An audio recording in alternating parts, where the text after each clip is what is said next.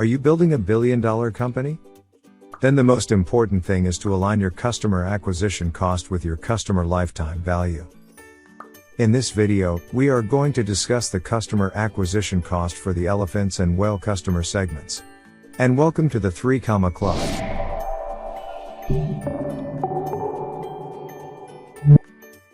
In this video, we will discuss elephants and whales, because both of them have a lot of similarities. If you are chasing the elephants or whales customer segments, let's have a look at how you have to align your customer acquisition cost with your customer lifetime value. And if you are new to our channel, I highly advise you to check the SaaS metrics video to know more about the terminologies like ARPU, CAC, CLV, and others. Understanding your business metrics is the most important thing for the success of your business. In that video, we also showed how to calculate these KPIs with simple examples. In addition to that, if you don't know what the elephants or whale customer segment means, we created a video on the animal metaphor used by the salespeople to represent the customer segments. I will link both the videos in the description below. You can check it out to know more about SaaS customer segments and KPIs. So what is the acceptable customer acquisition cost for these customer segments? The answer depends on a lot of factors that are very specific to your business. But I'm going to present the numbers based on the industry benchmark that most billion-dollar companies in this customer segment have. So we start with the values that you already know. Let's start with the average revenue per user, or ARPU. For elephants, the ARPU per year is $100,000.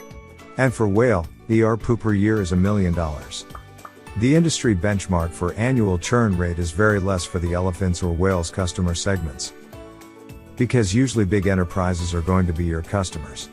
And these customers examine your product very carefully through multiple proof of concepts before purchasing your product. So these customers are likely to stick to your product once they subscribe to it. So the annual churn rate for elephants is approximately 10%, and the annual churn rate for whales is approximately 7%. If you have this ARPU and churn rate, with an 85% gross profit margin, which is the common profit margin for leading SaaS companies, then you have a CLV per customer of $850,000 for elephants and $12 million for whales. The last number that we are going to calculate is the acceptable CAC for this customer segment. According to the industry benchmark formula for calculating CAC, you need to take the lowest number, either 25% of your customer lifetime value, or 18 months of your gross profit margin. The lowest number is acceptable, because you can't spend too much of your CLV for CAC.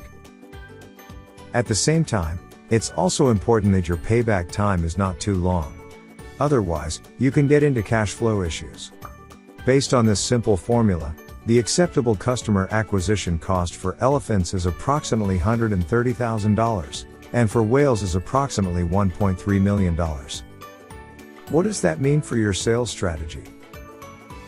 Here we are combining the elephants and whales into one category, because the rules and the characteristics are similar for these customer segments. So if you are chasing elephants or whales, you can spend a lot of money on customer acquisition. Once you have acquired a couple of customers, you know how you can get more of them.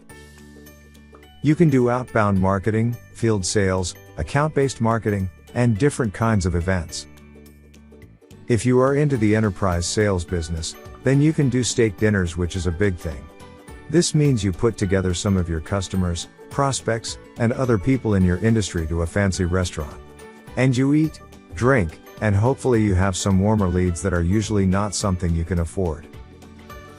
This is quite successful for people chasing elephants and whales. This scaling playbook is somewhat clearer if you have few millions in ARR from large customers. And if you have a strong product market fit, you don't have to be too innovative and creative to scale that up. Even if you are going after smaller customers, some companies got creative and changed the steak dinners into pizza and beer type events. But for elephants and whales, the difficult thing is to get there in the first place. For these bigger customers, you need to run multiple pilots, which may take 1 or 2 years to complete. Sometimes you will not be able to convert these pilots into a customer. The challenge is to survive until you are there, and it usually takes a lot of money to build an enterprise-ready product. So you have to raise a lot of money upfront. Or you have to do consulting along the side.